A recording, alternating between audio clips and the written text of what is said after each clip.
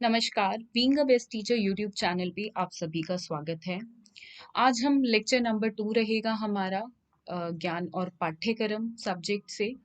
और कल हमने ज्ञान का क्या अर्थ होता है, ये हमारा पहला लेक्चर था। अगर आपने वो लेक्चर अटेंड नहीं किया है तो डिस्क्रिप्शन में प्लेलिस्ट का लिंक मिल जाएगा। आप वो लेक्चर इस वीडियो के बाद, इस पर्टिकुलर लेक्चर के बाद अटेंड ज़रूर करें। तो आज के लेक्चर का टॉपिक रहने वाला है ज्ञान के विशेष प्रकार। ज्ञान के प्रकार अगर आप देखेंगे, हर बुक में बहुत सारे प्रकार दिए हैं। आप बाकी जगह भी अगर आप इंटरनेट सर्फ करेंगे तो बहुत प्रकार आपको मिलेंगे। पर हमें अगर बीएड में ये क्वेश्चन आता है कि ज्ञान के मुख्य प्रकार क्या हैं, विज्ञान के विशेष प्रकार क्या हैं, तो हम कितना लिखें? बहुत सारे प्रकार हैं, हम सभी तो नहीं लिख सकते हैं।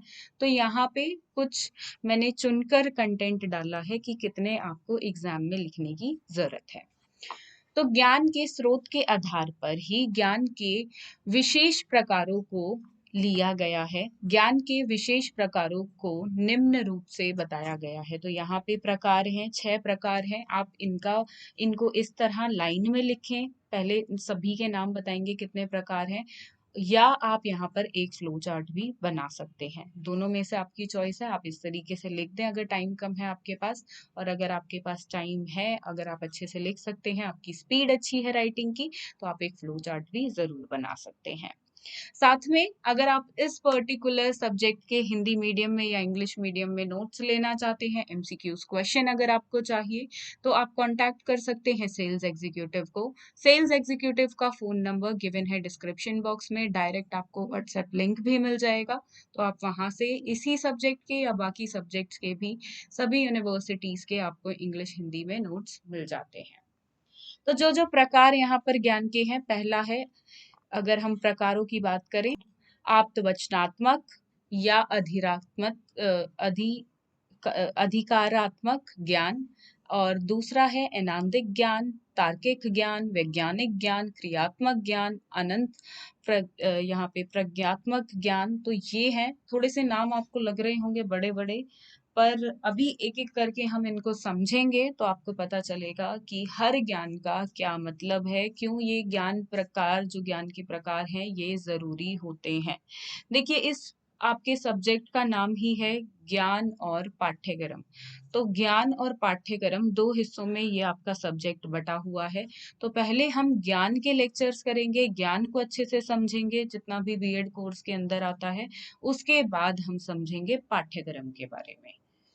तो पहला जो हमने देखा, आप्तवाचनात्मक या अधिकारात्मक ज्ञान।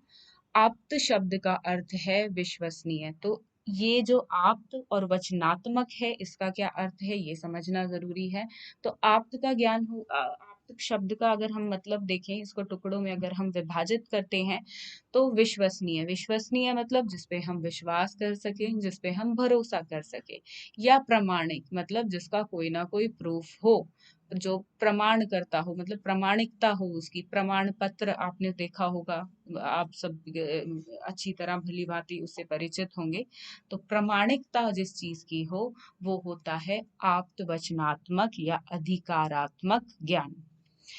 इस प्रकार आप्तवचनात्मक ज्ञान वह ज्ञान है, ध्यान से सुनिएगा, जिसमें हम उस व्यक्तियों के कथनों, मतलब जो वो इंसान बोल रहा है उस पर, या अगर वो कुछ लिख रहा है, लिखित विचारों, वैज्ञानिक की खोज, जो विज्ञान बताता है हमें, जो तथ्य बताता है, जैसे ग्रेविटी का एक तथ्य है, वह अन्य क्षेत्रों के विशेषज्ञों के विचारों द्वारा जानकारी ही प्राप्त करते हैं।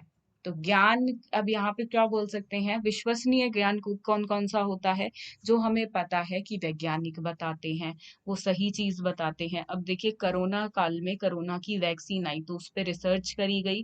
रिसर्च करने के बाद, तभी उसकी इतनी खोजबीन के बाद, तथ्यों को साबित करने के बाद, तब उसकी वैक्सीन आई। तो हम कह सकते हैं जो कोरोना की वैक्सीन आई है, वो एक आप्तवचनात्मक या अधिरात्मक ज्ञान के बाद आई है। मतलब कुछ प्रामाणिकता मिली इस इतनी बड़ी महामारी के बारे में, और फिर उसकी वैक्सीन आई।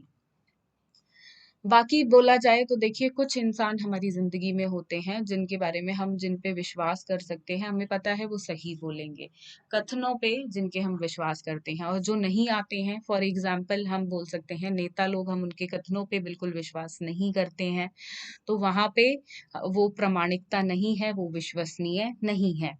इसी तरह से बहुत, जैसे अगर मेरे को पता है, मैं अपनी बात करूं तो मैं अपनी माँ के ऊपर विश्वसनीय, मतलब आप्त वचनात्मक ज्ञान मुझे वहां से मिलता है, मतलब वो विश्वसनीय है, वो मुझे जो बताती हैं वो सही बताती हैं। तो सभी, हम अगर इसको ग्लोबल लेवल पे देखें, पूरे विश्व भर में देखें, तो हम साइंटिस्ट का एग्जाम्पल ले सकते हैं, अपनी पर्सनल लाइफ में देखें तो आपके इर्द गिर्द आप दो चार लोगों को देख सकते हैं। तो ऐसा ज्ञान होता है आप्तवचनात्मक ज्ञान।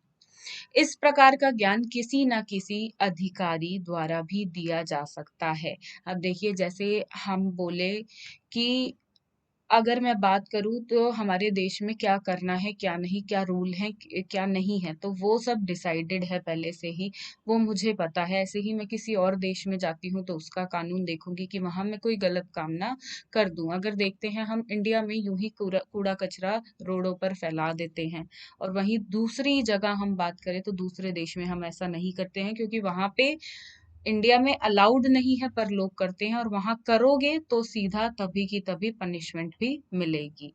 तो यहाँ पे हम बोल सकते हैं इस टाइप का जो ज्ञान होता है वो हमें अथॉरिटीज के द्वारा भी मिलता है, मतलब जैसा कि यहाँ पर मेंशन किया हुआ है, अधिकारी द्वारा भी दिया जाता है, जैसे कि पुलिस हो गई या एक देश का कानून हो गया, उसके द्वारा। इसे अधिकारात्मक ज्ञान भी कहा जाता है। अब जो अधिकारों से जुड़ा हो कि मुझे मेरे अधिकार क्या हैं, क्या नहीं है।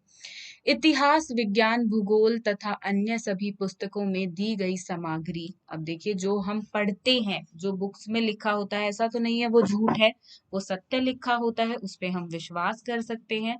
तो वो ज्ञान भी कैसा ज्ञान हुआ? आप्तवचनात्मक ज्ञान। सही बात।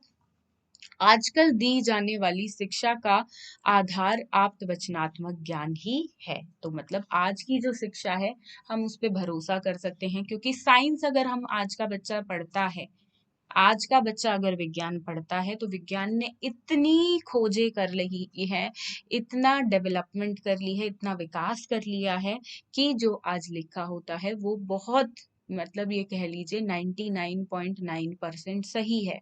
तो वहां पे सही ज्ञान दिया जाता है, इसलिए आज का ज्ञान, विज्ञान या अन्य पुस्तकों का ज्ञान आप्तवचनात्मक ज्ञान कहलाता है।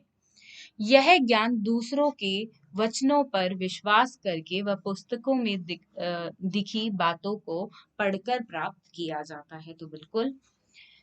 अब दूसरी तरह की बात करते हैं यहाँ पर, जो हमने पढ़ा था, ऐनंदिक ज्ञान। अब ऐनंदिक ज्ञान क्या होता है? वो तो आप सभी को ये वाला ज्ञान क्लियर हो गया होगा कि आप्त वचनात्मक या जिसको हम अधिकारात्मक ज्ञान बोलते हैं वो क्या होता है।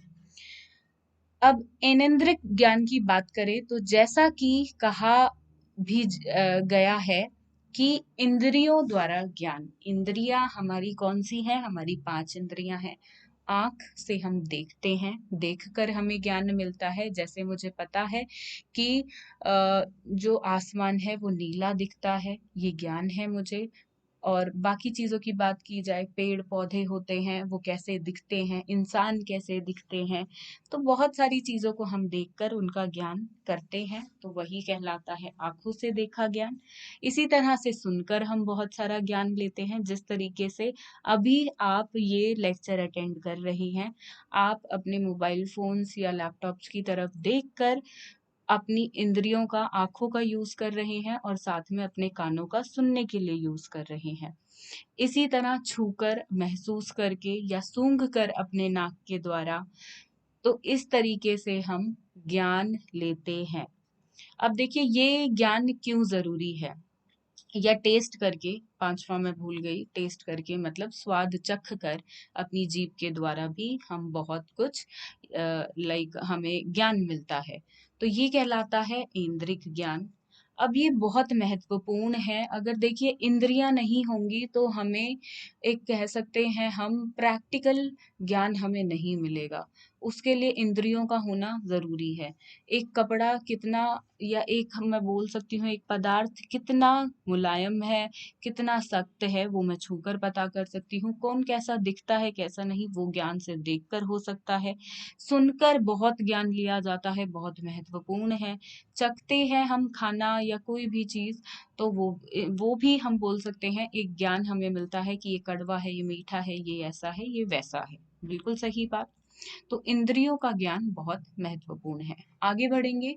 संवेदनाओं से प्राप्त करता है। मानव की 5 इंद्रियां होती है, आंख, कान, नाक और त्वचा या जीभ उस रंग, ध्वनि या गंध, ताप तथा इसका ज्ञान देती हैं, जिन्हें इंद्रियानुभवक कहते हैं। तो ये हम समझ चुके हैं। आगे बढ़ेंगे। आगा आगे ज्ञान है तार्किक ज्ञान। तर्क ज्ञान का स्रोत है। अब बिल्कुल स्रोत है तार्किक ज्ञान। तर्क, हम एक बात भी बोलते हैं कि तुम कुछ बात बोल रहे हो तो उसके पीछे तुम्हारा क्या तर्क है, उसके बारे में फैक्ट बताओ, तर्क बताओ, क्यों ये बात तुम बोल रहे हो।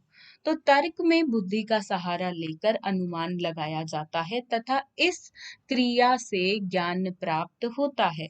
बुद्धि का कार्य कल्पना, सोचना, विचार करना तथा तर्क देना है। तो हमारा मस्तिष्क हमें क्या क्या कार्य करता है? कल्पना करवाता है हमसे, हमें सोचने का वक्त मतलब सोचवाता है, एक तरह से हम बोल सकते हैं। अगर हमारा बुद्धि ही नहीं हो गई, दिमाग ही नहीं होगा, तो इंसान सोचेगा कैसे? इंसान ही नहीं, बाकी हम जीवों की भी बात कर सकते हैं, तो वो सोचेंगे कैसे? तो तर्क भी कहाँ से आता है? तर्क भी बुद्धि से ही आता है, विचारों से ही आता है। ज्ञान प्राप्ति के लिए तर्क के अंतर्गत 2 विधियां होती हैं जिनका प्रयोग किया जाता है। निगमन तथा आगमन विधियां बहुत जरूरी है। ये निगमन तथा आगमन विधियां, एक सेकेंड पेपर सेट कर लेंगे। निगमन तथा आगमन विधियां। निगमन विधि आगमन विधि के विपरीत है, दोनों एक दूसरे से बिल्कुल अलग हैं। इसे रूल्स विधि भी कहते हैं, जिसमें नियम पहले समझाया जाता है व उदाहरण बाद में दिए जाते हैं। जैसे यातायात के नियम इस प्रकार से हैं। हमें सड़क के बाईं ओर चलना चाहिए।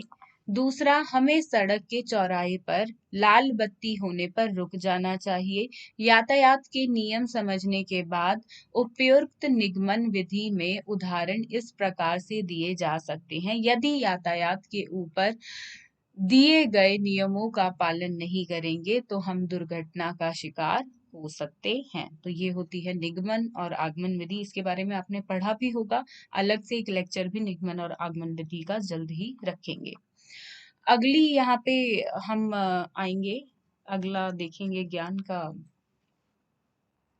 प्रकार, वैज्ञानिक ज्ञान। अब विज्ञान से जो ज्ञान मिलता है, बिल्कुल नाम से ही पता चल रहा है, वो हो गया वैज्ञानिक ज्ञान। बहुत जरूरी भी है और आज की जिंदगी में बहुत बहुत आवश्यकता है इसकी।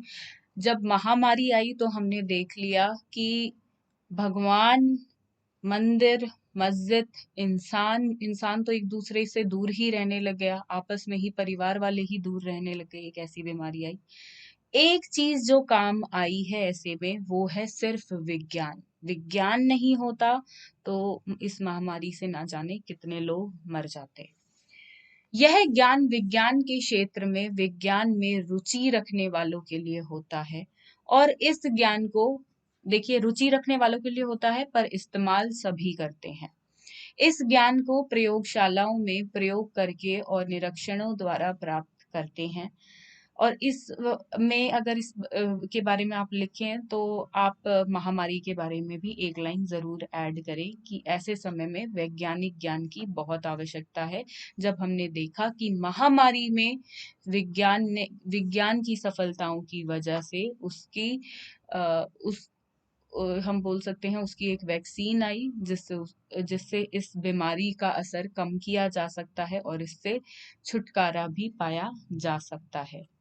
इस ज्ञान को सक्षम बनाने हेतु ऐन्द्रिक ज्ञान व तार्किक ज्ञान का सहयोग लेना पड़ता है। तो ऐन्द्रिक ज्ञान भी होता है, मतलब इसमें आप अपनी इंद्रियों का यूज भी करते हैं, साथ में तर्क भी होता है। जो भी विज्ञान तर्क रखता है तो उसके पीछे कुछ ना कुछ लाइक ठोस तर्क होते हैं, कुछ भी स्टेटमेंट दी जाती है, कुछ भी बोला जाता है विज्ञान के द्वारा, कोई दावा किया जाता है, तो तर्क बिल्कुल होता है।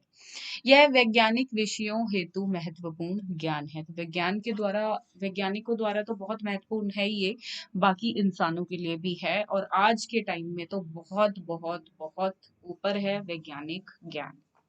इसके अलावा और कोई ज्ञान इतना काम नहीं आया।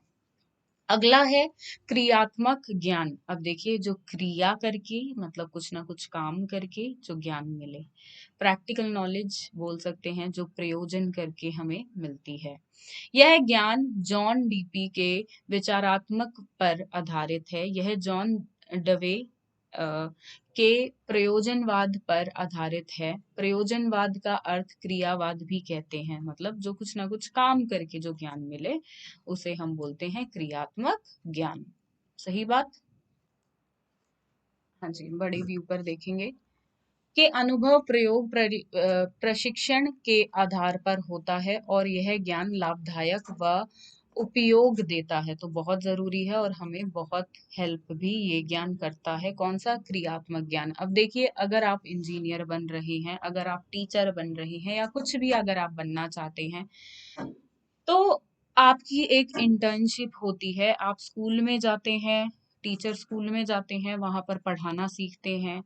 जो बंदा होटल में काम करता है वो होटल जाता है, वहां पे अपनी इंटर्नशिप करता है, होटल में कैसे काम किया जाता है वो सीखता है। कोई इंजीनियर है तो वो भी ऑफिसों में जाता है, सीखता है। अगर कोई सिविल इंजीनियर है, कोई मजदूर है, या हम बोल सकते हैं कोई भी इंसान है, तो चाहे हम उस प्रोफेशन को ले लें, चाहे हम बोल जो हम अपनी भाषा में बोलते हैं बड़ा काम करते हैं, छोटा काम करते हैं, ऑल्दो वो होता नहीं है, लेकिन हर एक चीज में उसको करना आना जरूरी है। बुक की, किताबों की नॉलेज से बाहर उसको बारे में पता होना जरूरी है। कल को आप अभी बीएड कर रहे हैं, तो अभी आप बीएड में ये सब पढ़ रहे हैं, कल को आपको ये पढ़कर अप्लाई करना है, आपको ये सब चीजें अपनी क्लास में लागू करनी है। जब सिचुएशन आएगी कुछ ऐसा, तो उस वक्त पर यूज करनी है, तो वो प्रयोग में लानी है चीजें आपको। तो वो आप कैसे लाएंगे?